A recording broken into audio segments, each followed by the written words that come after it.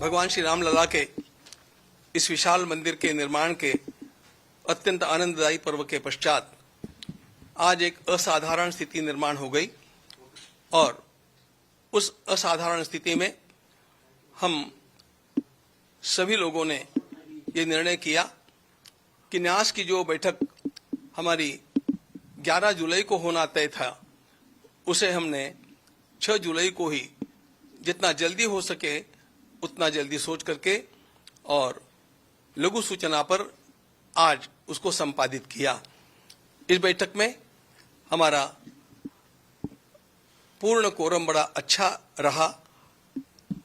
पूज्य अध्यक्ष महोदय हमारे महंत नृत्य गोपाल दास जी महाराज, स्वयं पूज्य शंकराचार्य जी महाराज, युग पुरुष परमानंद जी महाराज, हमारे पेजावर के विश्व प्रसन्न तीर्थ जी महाराज और हमारे नूतन न्यासी कृष्ण मोहन जी और हमारे अयोध्या के कलेक्टर साहब शशांक त्रिपाठी जी, इतने सब लोग उपस्थित रहे। और श्रीमान नहीं, एक नाम और जोड़ना चाहिए मुझे, निर्मोही अखाड़े के पूज्य संत दिनेश जी महाराज, ये भी उपस्थित थे। दिनेश चंद्र जी महाराज, दिनेंद्र जी महाराज, ये सब उपस्थित थे। और इस ट्रस्ट को निर्माण जिन्होंने किया उसका लेखन करने वाले हमारे 99 वर्ष के वृद्ध के पराशरन जी पूरे समय तक ऑनलाइन उपस्थित थे। इसलिए यह अत्यंत महत्वपूर्ण बैठक पूरे कोरम के साथ सबको साथ लेकर के और दीर्घकाल चली और संपन्न हुई। हम सबको सबसे बड़ा दुख ये था कि जिस परिस्थिति का सामना आज पूरे समाज को करना पड़ रहा है वह अत्यंत वेदनादायक है। भगवान श्री राम लला का मंदिर 500 वर्षों के अत्यंत बड़े संघर्ष के पश्चात, अनगिनत बलिदानों के पश्चात बना। इसके लिए लोगों ने अपने प्राणों की परवाह नहीं की, अपने करियर की परवाह नहीं की, परिवारों की परवाह नहीं की।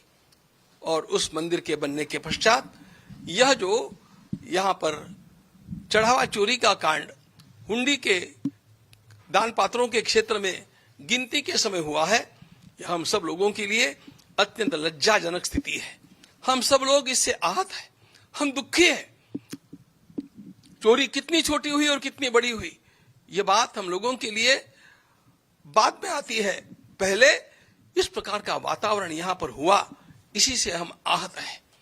किंतु जो है वो हम सब लोगों के सामने है, उसका विचार करना हम लोगों का कर्तव्य होता है।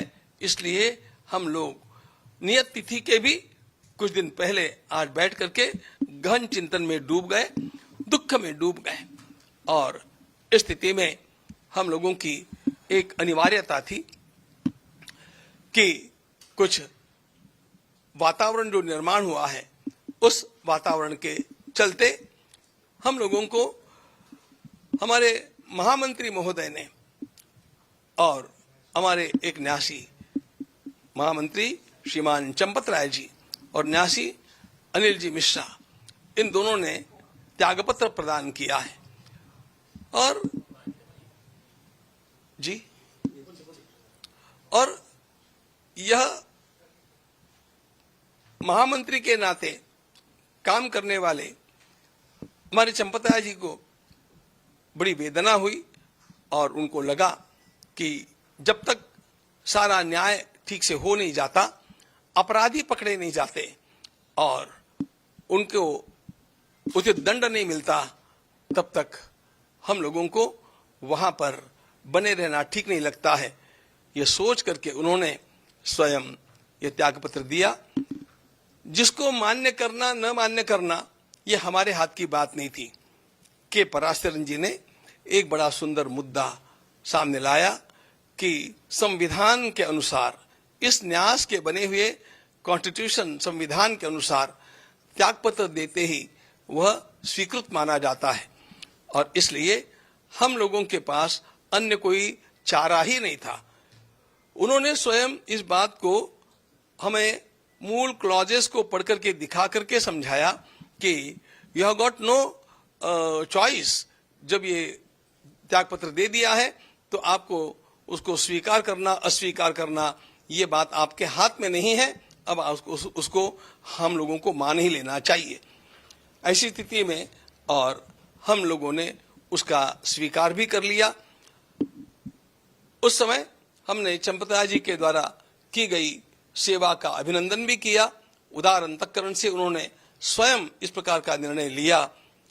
उन्होंने राम मंदिर के निर्माण के लिए इतने वर्षों तक आरंभ से लेकर जब यहाँ पर इस प्रकार की कोई हलचल भी नहीं थी तब से लेकर के आज तक का कार्य उन्होंने किया है।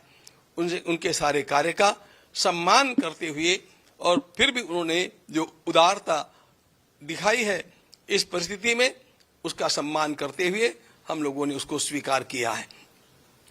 अगली व्यवस्थाओं के लिए हम लोग कटिबद्ध हैं और इन व्यवस्थाओं का दायित्व महामंत्री अंतरिम महामंत्री के रूप में मेरे साथ विराजमान श्रीमान कृष्ण मोहन जी को सौंपा गया है।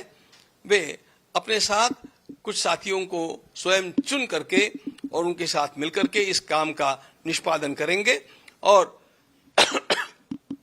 उनका ज्ञान और उनकी पार्श्वभूमि और उनका स्वच्छ दृष्टिकोण इसको देखते हुए हमारा विश्वास है कि वे इन सारे कामों को अत्यंत कुशलता के साथ संपादित करके रहेंगे। हम लोगों को आप लोगों के सामने यह भी बात बतलानी है कि प्रसार माध्यमों में जो कुछ बड़ा बड़ा हवा सामने खड़ा करके कहा जा रहा है वह कितना सत्य है इसको समाज को जानना चाहिए। झूठ मूठ की अनेक बातें अनर्गल प्रलाप करते हुए अनेक प्रसार माध्यम हम लोगों के सामने रखते हैं और झूठ का प्रचार करते हैं। इस बात से समाज को सावधान हम करना चाहते हैं। हमें कहा जाता है कि वहां पर केवल दान पात्रों में चोरी नहीं हुई तो अनेक अच्छे अच्छे पदार्थ जो दिए गए अनेक वस्तुएं जो प्रदान की गई वे भी कहां गुल हो गई वे कहां चली गई।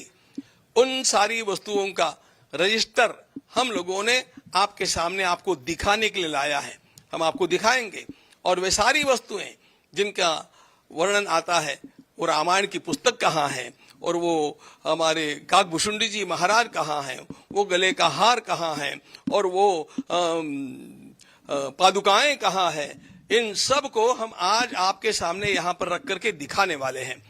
और उसके साथ साथ ये भी बतलाना चाहते हैं कि इस प्रकार की 2800 वस्तुओं का रजिस्टर हम लोगों के पास उपलब्ध है और वे सारी वस्तुएं सुरक्षित हैं। ये 5 तो जिनकी चर्चा चली है वो आपको नमूने के लिए रूप में दिखाने के लिए हम लाए हैं, अभी आपको दिखाएंगे। लेकिन इन सब बातों को दृष्टिगत रखते हुए हम अब आगे जो काम करने वाले हैं वह काम इस प्रकार का होगा कि कहीं पर भी किसी को 1% भी कहीं दोष निकालने की क्षमता न रहे, इतना शुद्ध काम करके दिखाने के लिए हमारा यह न्यास अब कटिबद्ध है। और इसके लिए कुछ विशेषाधिकारियों की नियुक्ति करने हेतु भी हम लोगों ने एक छोटी समिति गठित की है और उस प्रकार से इस काम को आगे बढ़ाते रहेंगे। फिर 22 तारीख को हम मिल रहे हैं, उस तक हम लोगों का और भी एक महत्वपूर्ण पड़ाव पूरा हुआ होगा। हम समझते हैं कि तब तक एसआईटी की फाइनल रिपोर्ट हमारे सामने आ जाएगी, तो इन सब का विचार करने के लिए और कुछ न्यासियों की नियुक्ति करने के लिए फिर 22 तारीख को हम लोग मिल रहे हैं और उसके समय भी आप लोगों के साथ और मिलकर के बात करेंगे। एक बात हम निश्चित रूप से बतलाना चाहते हैं कि चोरी तो चोरी है और उसमें उसकी जो तलाश करनी है वह एसआईटी कर रही है, शासन का वह काम है। हम लोगों का भी आग्रह है कि इस प्रकार के जो अपराधी हैं उनको पकड़ा जाए और भी कोई छिपे अपराधी होंगे उनको खोजा जाए और उनको अपराध का दंड जैसा मिलना चाहिए वैसा मिलना ही चाहिए, इसके हम आग्रही हैं। लेकिन एक बात ध्यान में और लेनी चाहिए कि इसको ढाल बना करके इसके पीछे जो संपूर्ण राष्ट्र में हो हल्ला मचाया गया है वो उसके इरादे साफ नहीं है। राम भक्ति के नाम को लेकर के वो लोग आज हम लोगों को पाठ पढ़ाने का प्रयास कर रहे हैं, जिन लोगों ने कार सेवकों के ऊपर गोलियां चलाई, जिन लोगों ने स्वयं ये उच्चतम न्यायालय में लिख करके दिया कि राम हुए ही नहीं थे, राम सेतु बना ही नहीं है, इस प्रकार का सब कुछ राम भक्ति के विरोध में कार्य करने वाले लोगों के अंदर जो राम भक्ति का झूठा ज्वार दिखावे के लिए जगा हुआ है वह साधारण नहीं असाधारण है। और वह असाधारण कुछ अन्य हेतुओं से है और इसका मुख्य हेतु पूरे हिंदू समाज को यह ध्यान में लेना चाहिए। इसका मुख्य हेतु हम लोगों को बांटना है, राम भक्ति को दरार निर्माण करना है। और हम लोग ऐसा पुनः संकल्प करते हैं कि इस राम भक्ति को हम बरकरार रखेंगे, इस राम भक्ति को दृढ़ करेंगे और किसी भी प्रकार की फूट हमारे समाज में निर्माण नहीं होने देंगे। ध्यान रखना मित्रों, मैं सभी राम भक्तों को, कृष्ण भक्तों को, सनातनियों को, हिंदू आस्थाओं को आह्वान करता हूं कि किसी भी प्रकार के इस प्रकार के प्रलाप का विश्वास मत कीजिए। आपको यदि कुछ आपका खोया हुआ लगता है तो आप सीधे ट्रस्ट के कार्यालय में आइए, समय लीजिए, उस वस्तु को देखिए और फिर आप स्वयं इसका निर्णय कर पाएंगे कि कितना झूठ प्रपंच खड़ा किया जा रहा है। ये खड़ा किया जाने वाला प्रपंच केवल हमारी संस्था को बदनाम करने के लिए, राम भक्तों को लांछित करने के लिए और हिंदू समाज में फूट निर्माण करने के लिए है। हम इस प्रकार वह नहीं होने देंगे। इनके इरादे भारत माता के लिए घातक हैं। हम लोग राम राज्य ला करके रहेंगे और उसके लिए अपने को पुनः कटिबद्ध करेंगे, उत्साही नहीं बनेंगे। आप सभी का आह्वान है कि आप सब लोग इस कार्य में धैर्य रखें, धीरज रखना चाहिए। न्याय होगा, अपराधियों को दंड मिलेगा, हमें न्यायालय का विश्वास है और हम अपनी राम भक्ति की धारा को अखंड बहाते रहेंगे और राम भक्ति का ज्वार ऐसा ही उठाते रहेंगे जिससे राम राज्य आएगा। तब तक हम थमने वाले नहीं हैं। आप सभी को, राम भक्तों को मेरा प्रणाम, अभिवादन और आवाहन कि अफवाहों का विश्वास न करें, सत्य की जांच होने तक स्वस्थ रहे, समाज में शांतता का वातावरण रखें। आपको कहीं पर भी कोई भी आशंका है तो सीधे कार्यालय में आकर के उसकी पूछताछ करें, हम आपको उत्तर देंगे। वहां पर आपको यदि कोई वस्तु आप अधिकृत व्यक्ति है उसको जानने के लिए तो उस वस्तु को दिखाएंगे और ऐसी 28 वस्तुओं का रजिस्टर हम लोगों के पास है। आप विश्वास, धैर्य रखें, शांति बनाए रखें और अपनी आस्था को अडिग बनाए रखें। भारत माता की जय। जय जय श्री राम।